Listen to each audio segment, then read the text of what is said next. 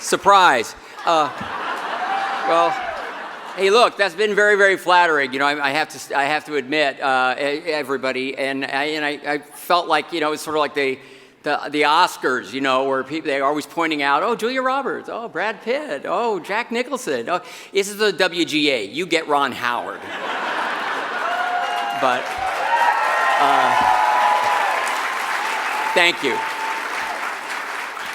Well, I'm here on behalf of my dear friends Lowell Ganz and Babaloo Mandel. And when Lowell and Babaloo, well, when they asked me if I would do this tonight, you know, I was honored, and I immediately said yes. But I also thought, you know, these guys are known to be genuinely funny. I mean, you know, they have built their lives on funny. Their funny helped build my house. And other people's as well. So, you know, this intro of mine was going to have to sort of live up to them comedically. So, right after I said yes, I followed up immediately with, will you guys still punch up my speech for me? You know, I usually go to them. Yes. No, they didn't. You know, I always go to them, but they didn't say their usual sure, Ron. You know, it wasn't quite ever no coming out of their mouths. But I could just feel that under the circumstances, you know, they thought it was kind of weird. And I got that. So, left to my own devices, I think the deal here is, you know, the intro you're going to get will be, you know, pretty damn flat. Thank you for that kind chuckle. I don't need your pity. It just is what it is. In this situation, you're just not going to be particularly entertained. But there is one quality that I can self-generate, and therefore, the one thing that this introduction will be, and that is earnest. I can be really, really earnest. Earnestness just fucking flows out of me. So here are just a few things to know. These guys at these two tables are first and foremost good men, as in you probably won't find better.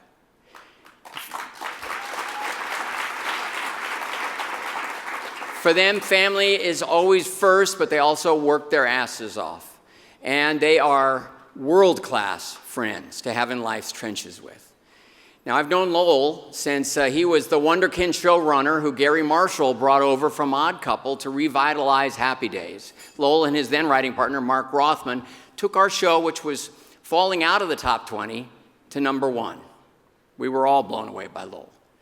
And for the record, the infamous Jump the Shark episode was not on his watch. Now, when Brian Grazer brought me a hilarious, outrageous, original idea of his for me to direct, I recruited Lowell, who was on his own as a writer at that point. He liked the concept, but he wanted to work on this with a new writing partner. And he said he was going to ask the funniest guy he knew to team up with him. And that was Babaloo, whose wife, Denise, weirdly insists on calling Mark. I don't know, I'm sure he's got some crazy names for her too, right? But that's between them. Now, on the back of their writing and Henry Winkler's willingness to commit, we got the green light for my first studio movie as a director, Night Shift. They wrote lines that comedy lovers still like to quote to me all the time. Things like, I'm an idea man, Chuck. Hold it. I got one. Feed mayonnaise to the tuna. Call Starkist. And, of course, Barney Rubble. What an actor. No, the amazing Michael Keaton, who Lowell recommended for that part, by the way, did not improvise those lines. Now, their partnership and friendship deepened. They would just sit across from each other at a desk, as they do today, and talk and pitch and laugh and act out lines and write them down on a yellow pad over and over before rewriting them again once they were typed. You know, their scripts were hilarious, but they also wrote with wisdom and heart, and they became hot. They went on a tear writing originals where they were virtually never rewritten. I mean, I won't list the titles because we're going to have a video here in a minute, but one of those movies was Parenthood, which my friend and your nominated colleague, Peter Morgan, always reminds me he considers to be American Chekhov. And speaking of rewrites, well, you know, they've made a lot of filmmakers' movies a hell of a lot better over the years. They were nominated for an Oscar. They made Hollywood's most powerful lists, but they never wanted to produce or direct or have a company. They just wanted to write and deliver quality material and write some more. And their success has continued, just blowing past the career expiration date and ageism that we all know shamefully exists for comedy writers. But they don't look back. They just want to come to work each day around 10, start wrapping things up around 4, so Lowell can be with Jeannie and his family, read great literature, and watch sports with a comprehension as deep as any team's general manager. And Babaloo wants to go home and be with his family. And then he likes to tackle home improvement projects involving lumber and plaster and beams and the most macho-looking power tools you can possibly imagine. Now, I find this a little paradoxical, but see what you think when he gets up here. He's the shorter one. But see, Babaloo is a fixer. They both are. And you know what? From the note meetings through production to those painful test screenings, they have always found joy in every facet of this crazy work. And I simply could never have landed in the position that I find myself in today without their brilliance. And I'm not alone. So with that in mind, let's take a look at some Ganz and Mandel scenes that I'm sure you're going to recognize. So, ladies and gentlemen, it is my less than hilarious but earnest pleasure to present the Laurel Award for Screenwriting Achievement to my two great friends, Lowell Ganz and Babaloo Mandel.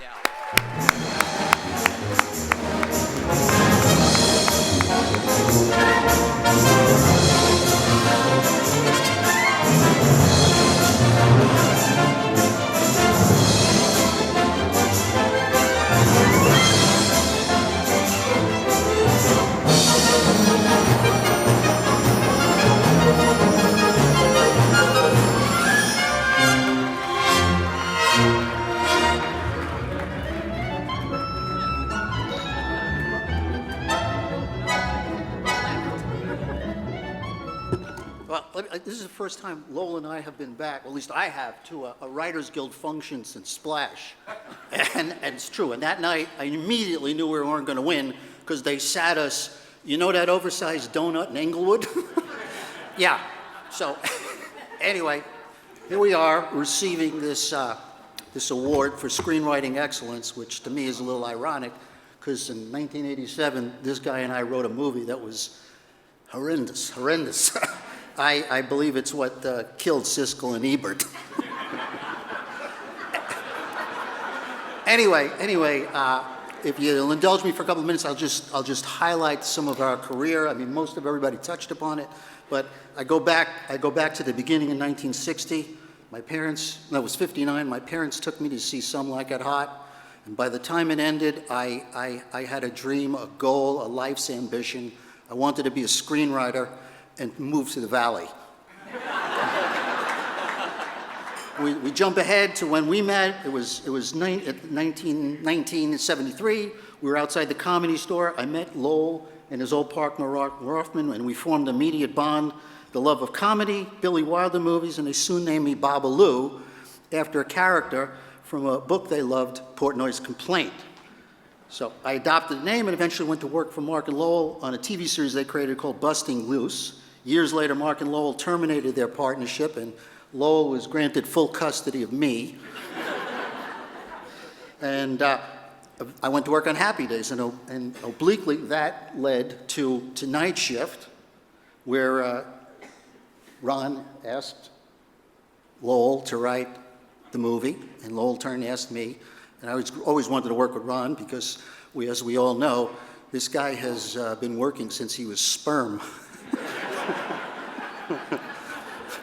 Anyway, 1984, at the urging of Brian and Brian Grazer, and our wives, we wrote a movie about a mermaid splash, and when the mermaid child appeared in the beginning, the audience was ours. They saw this mermaid child, and we owned them. Big joke, little jokes were big jokes were giant. We soon decided that we were going to put a mermaid child in every movie we wrote. But then we soon realized that we were under the influence of all that coke that people were snorting then.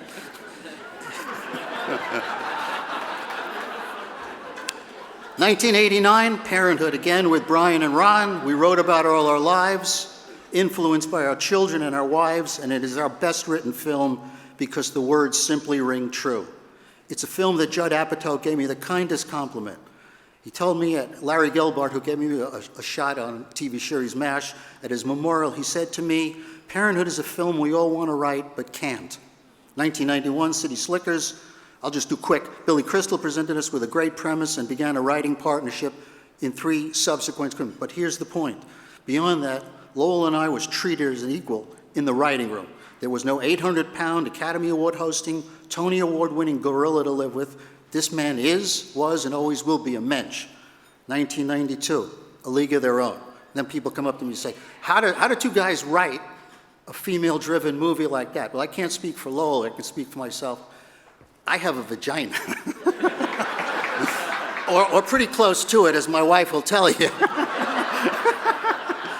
Although it works, and I do have 6 children, okay? Anyway, but all the credit for that movie goes to the late Penny Marshall. A human being never toiled harder during that Indiana summer, nor during the editing process. And she was a writer's best friend when you understood her. Will make, will do, it'll be. But when you finally understood her, you understood that when she believed in the words, that lady protected those words. And this is a true story. A lead actress had been cast. It wasn't Gina Davis, and she wanted to change our words. And through guile, Penny got this actress to quit. And every time I pull into a Home Depot parking lot, I'm hoping to spot this actress looking for work. Vindictive? You fucking bet, okay? Don't fuck with the words. They're not there randomly. We spend a long time putting them there.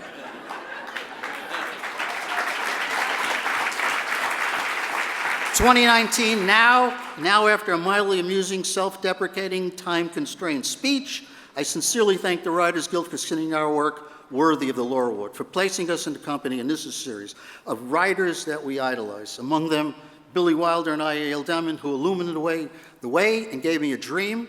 Neil Simon, whose plays I read over and over again when I was a struggling young writer. My wife, Denise, of 44 years, who I've known since high school. The journey with you has made it better. That's all. It's made it better. And to our 6 kids, you've cost us a fucking fortune.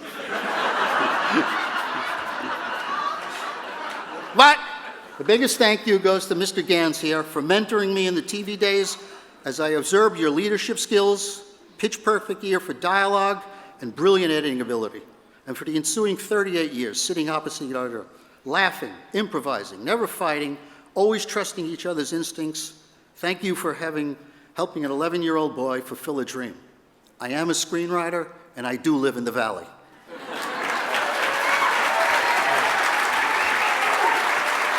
All yours.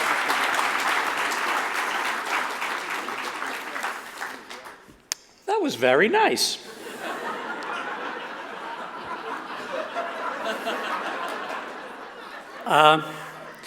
I came out here in 1972. I was 23 years old. And don't get scared. I'm not going to go year by year. It's one anecdote. My first writing partner, Mark Rothman, and I, through just an absolutely ridiculous fluke, got hired to be writers on the Odd Couple TV series. So we're working with Gary Marshall, Jerry Belson, Harvey Miller, Jack Klugman, Tony Randall. We were in heaven. Our most fantastic dreams had literally come true. 6 weeks later, we were fired. Yeah, you can laugh. I like to say about that it was an unfortunate combination of office politics and the fact that we were no good.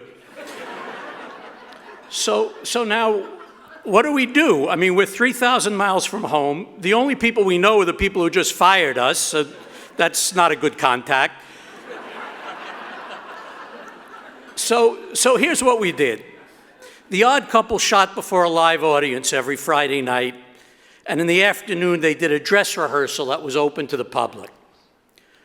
We attended it every Friday afternoon. Now you understand, nobody invited us.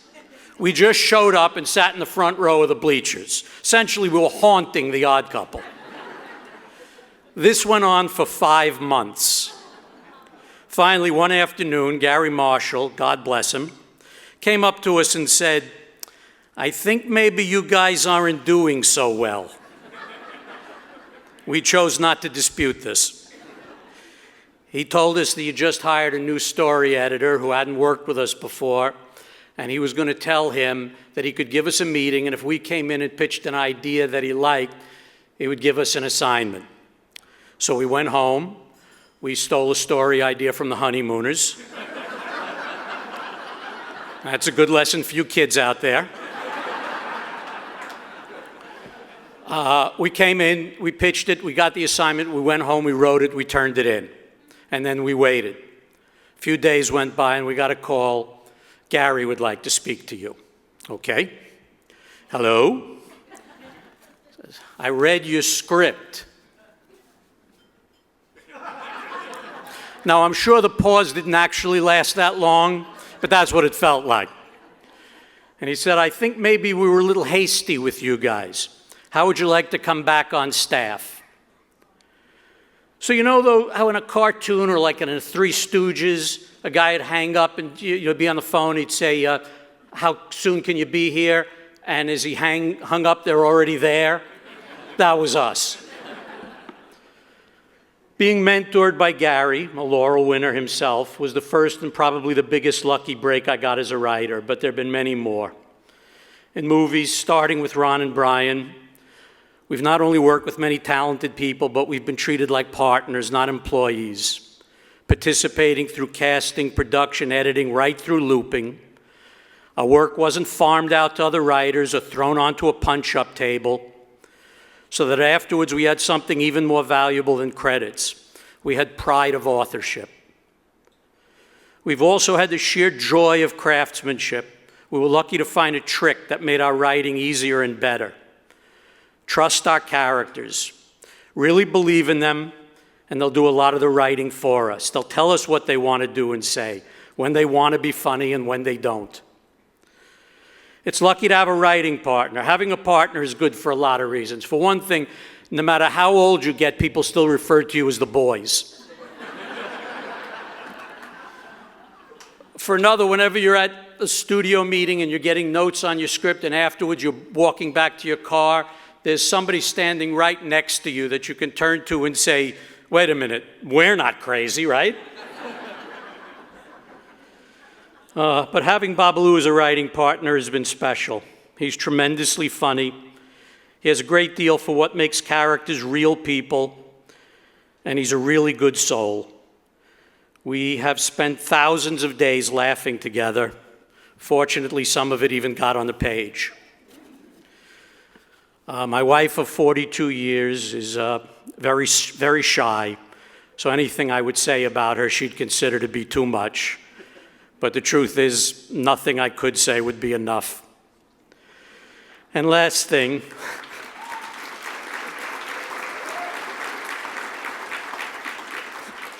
so many of the people who have been given this award over the years are our idols and heroes, but while you've surely given this award to people more deserving, I promise you, you've never given it to anyone more appreciative. Thank you.